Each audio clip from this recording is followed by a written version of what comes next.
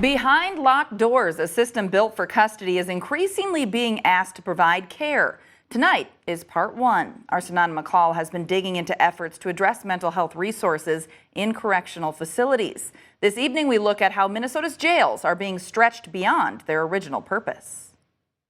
Man, since I came here back in the late 80s, we've had some level of programming support in our detention center. Jails across Minnesota have become de facto mental health providers, a role they weren't built for.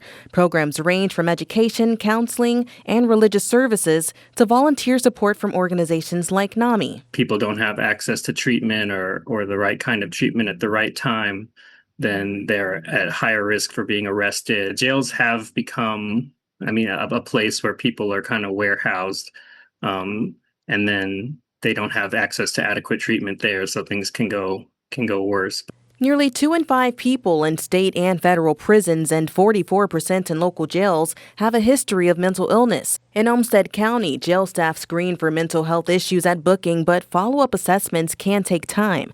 Sheriff Torgerson says mobile crisis teams and trained social workers are key, but resources are limited. The biggest challenge is determining whether the behaviors the individual is exhibiting, whether it was part of the crime or just how they're behaving in general when they first come in, is the hardest thing that our staff have to do. Crisis Response Supervisor Sydney Fry says assessments are critical to uncovering needs that often go untreated. Oftentimes, justice-involved clients underreport or they have untreated, I should say, mental health diagnoses. Maybe it's because that question hasn't even been asked to them. And so once that's posed, then we can kind of take some of those next steps to try to make sure that they get connected to the resources and services that they need. With more than 2 decades in corrections, Associate Director Alex Bunger says progress has been made, but the state still faces a major gap. Minnesota has bolstered a lot of community resources, but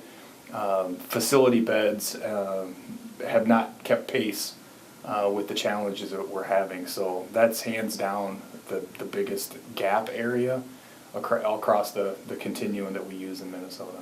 State and nationwide, staff shortages, high-risk behaviors, and a lack of training make caring for these vulnerable populations even harder. Defense attorneys see these challenges firsthand. Concrete thinking about the way things should be when it's not the way they really are, refusal to believe that the law is the way the law is, and then obviously different from mental health, but closely related is the alcohol and drug problems. That can be a huge barrier.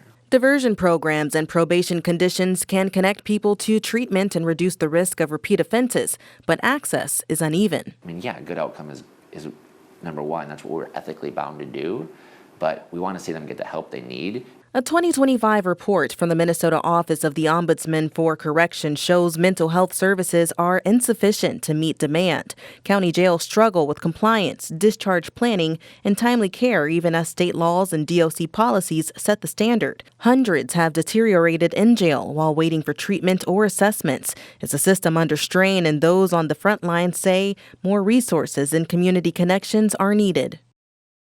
For many, jails are no longer just holding cells. They're the first place people go for mental health care.